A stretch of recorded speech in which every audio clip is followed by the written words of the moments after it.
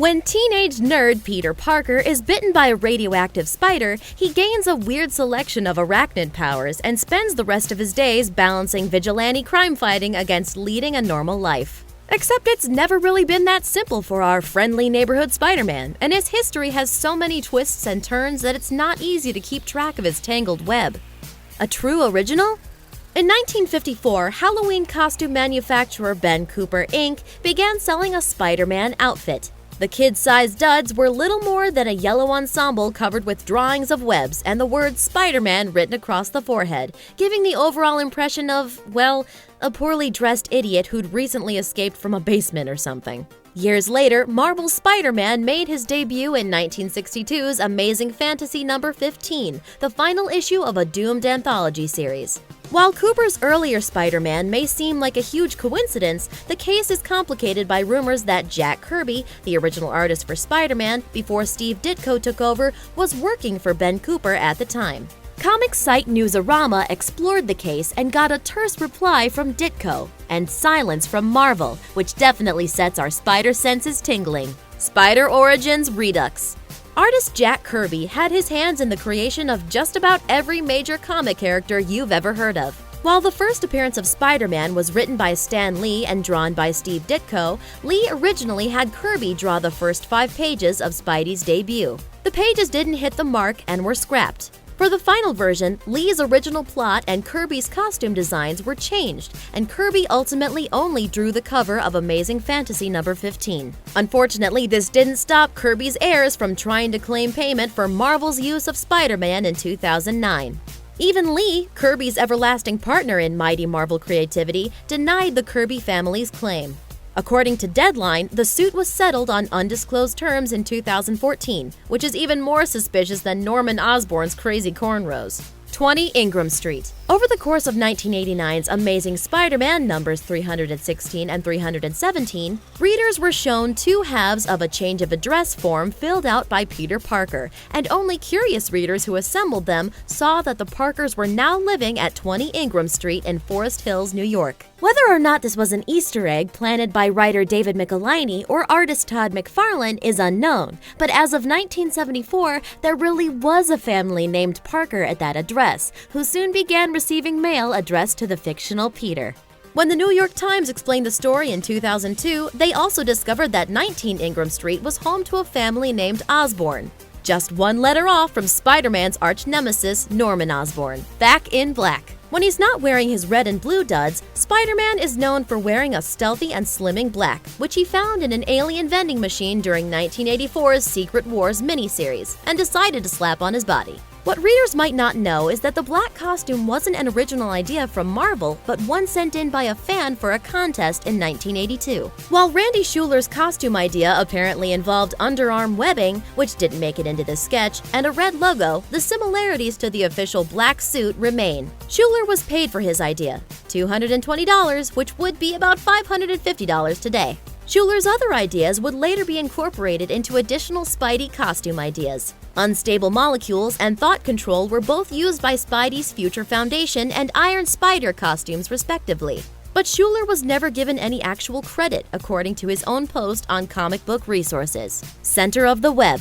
Comics fans might not think about it much, but Spider-Man is the absolute center of the Marvel multiverse. Even though heroes like Captain America and Iron Man get top billing, there are more versions of Spider-Man across the multiverse than any other hero. And anytime we visit another reality, Spider-Man is so iconic and consistent that he's always there, and generally used as a compass to differentiate the different planes of existence. While the main Marvel continuity, Earth 616, has its own fair share of the Spideys, there are literally hundreds of alternates, including Spider-Ham of Earth 8311, the Flaming Skull-Headed Ghost Spider of Earth 11638, and a whole lot of dead Spider-Men, since Peter seems to get caught in the old bug zapper of life pretty often. The Cruelest Revenge. Spider-Man has probably had the roughest life of any superhero. He doesn't have Batman's wealth, and he doesn't have Superman's strength, but he accomplishes pretty much the same heroic stuff. But the very worst thing that ever happened to Spider-Man was being cheated on by his girlfriend, Gwen Stacy, with his arch-nemesis, Norman Osborn, aka the Green Goblin. While this was never spoken of during Gwen's life, the 1999 storyline Sins Past revealed the ultimate betrayal. Gwen had kept her terrible goblin baby secret, and because of their unique DNA, they aged rapidly and came after Peter Parker because that's what goblins do. Everyone, Peter Parker and comic readers included, hated the whole thing. Spider magic. Everyone knows that Spider-Man's powers are purely scientific in nature because being bit by a radioactive animal automatically transfers its powers to you. And that's just basic biology. Except in 2001, the arrival of a character named Ezekiel revealed that Spidey's superhuman abilities were actually kinda magic, and that fateful radioactive spider bit Peter Parker on purpose because of cosmic mystical machinations. It's a bit like the midichlorians of the Marvel Universe, but it also kinda explains why most of Spidey's bad guys are animal-themed. Deal with the devil. The apex of weird Spider-Man storylines is Peter Parker's deal with the devil, Mephisto. In exchange for the survival of his dear, decrepit, nearly deceased anyway, Aunt May, Spidey would give up his marriage and future kids with Mary Jane, forcing him straight back into the friend zone. Spidey's reason for taking this deal? Peter's Aunt May was hovering between life and death because she'd been put in danger after he revealed his secret identity during Civil War, and he'd come to the sensible conclusion that taking off his mask in front of the world had been a big mistake. In return for Peter sacrificing his life with Mary Jane, Mephisto made the world forget he was Spider-Man, thus protecting his loved ones from the line of supervillain fire.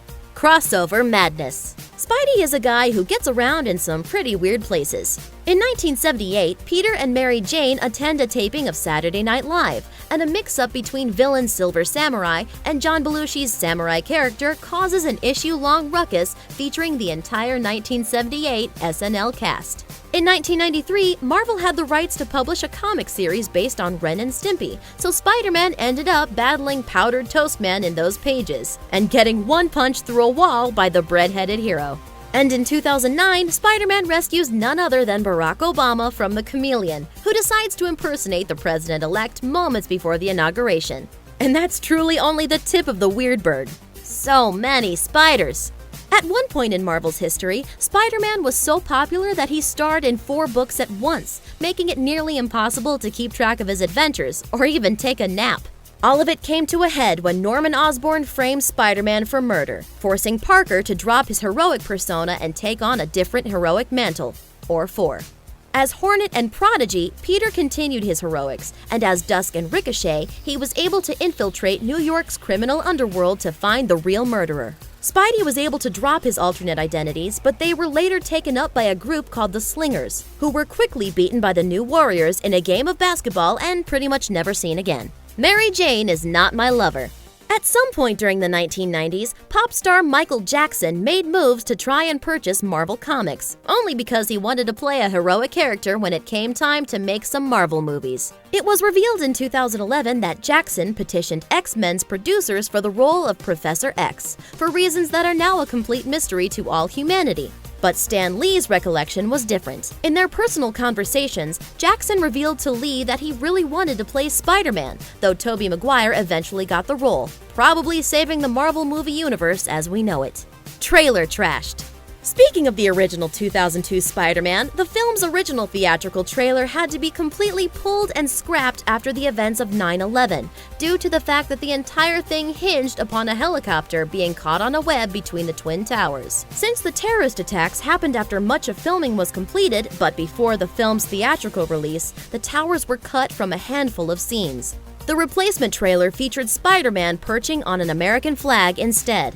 Spandex sadness. Spider-Man's many portrayers have all had very different reactions to the tights. Civil War's Spider-Man, Tom Holland, had costumes that were designed for his stunt double, so when he put them on, they were a bit too baggy, bumming out Holland during his first time in the suit, according to Comic Book Movie. Tobey Maguire was pretty uncomfortable until the costume designers put in a bathroom portal. And despite bathroom breaks being a known problem for spider actors, the costume department again forgot to include a vital flap for Andrew Garfield, who only had the addition put in during his second outing as the character. Still, Garfield admitted during a radio interview that he was so taken by the fact that he got to play the iconic hero that he cried when he first put on the suit. And we thought Tobey was the Spidey who cried. Turn off the dark. Spider-Man's films aren't the only times he's been made into a live-action hero. In 2010, director Julie Taymor brought Spidey to Broadway in a play so fraught with problems that it quickly became an unintentional comedy of errors, even with music by the members of U2. By opening day, the production had already cost $65 million, and not even Disney, who had recently purchased Marvel, had any interest in helping out. A disturbing number of actors and extras were injured during production due to the show's complex stunts, and at one point, Green Goblin became stuck on a wire over the audience, hanging there for a few minutes before the show could begin again. Not even the Clone Saga was this embarrassing. Spider's Sentai. Broadway wasn't the only place to suffer from a misguided live-action Spider-Man. In 1978, Japanese production company Toei took note of Spidey's tight costume and likened him to their own skin-tight tokusatsu heroes, like Kamen Rider. Japan's Spider-Man was given an origin not unlike DC's Green Lantern, when he's given a fancy device and powers by an alien from the planet Spider, who he finds in a crashed UFO called Marveler. In true Japan form, Spidey also gets a transforming robot, which he uses to fight against Professor Monster. The show ran for 41 episodes, all with Marvel's approval, and with amazing episode titles like Becoming Splendid, To the Murderous Machine of Transformation, and The Onion Silver Mask and the Boys Detective Group. Spider-Manimation. In 1992, Marvel and Saban had a huge hit with their X-Men animated series, so Marvel decided to build on this success by debuting Spider-Man in 1994. While Spidey series was also an action figure spawning phenomenon, it was subject to completely absurd censorship. While it's reasonable to request that a kid's cartoon omit animated blood, it made less sense to forbid even the mention of blood, even in an episode where Morbius, the living vampire, appears and can no longer be called a vampire. Other rules included no breaking glass, no punching, except in limited circumstances, and no use of the word sinister. This last one is especially odd, as Spidey's main villain collective is known as the Sinister Six, and Mr. Sinister was over on X-Men being evil on the regular. Sorry kids, basic English vocabulary is too rough for your little pudding brains and bloodless bodies. Say no to bugs. Because Spidey is pretty much an everyday average guy, he's been used countless times as a tool for educational purposes, from direct-to-VHS shorts about child abuse to full comic arcs about the dangers of drugs. When the US government approached Stan Lee to write an anti-drug story in 1971, he was all for it, as long as it was a good story. Strangely enough, this was during a time when the Comics Code Authority also expressly forbade any mention of drugs whatsoever. After the story was shot down by the Comics Code, Lee made the difficult decision to publish it anyway. It was so well received that the CCA changed its own code, opening up comics to a much wider range of educational stories. Oh baby. Spidey's strangest foray into educational materials was definitely The Pull of the Prodigy, a 1976 story written by Anne Robinson for Planned Parenthood. In an amazingly surreal plot, the alien villain called Prodigy, no relation to Spider-Man's previously mentioned alter ego, uses the powers of alien persuasion to try to convince teenagers to make babies, so that he'll have tons of minions to do his bidding. Part of the Prodigy's propaganda was to straight up say that diseases weren't possible and getting down in the backseat of a Chevy didn't really cause pregnancies. Of course, Spidey laments how tough his life is even without a Rugrat, and defeats the Prodigy before it's too late. If anyone was poised to lecture kids about celibacy, it was definitely nerdy Peter Parker. Thanks for watching! Subscribe to our YouTube channel to watch more videos like the one you just saw. And leave us a comment to let us know what Spidey fact surprised you the most.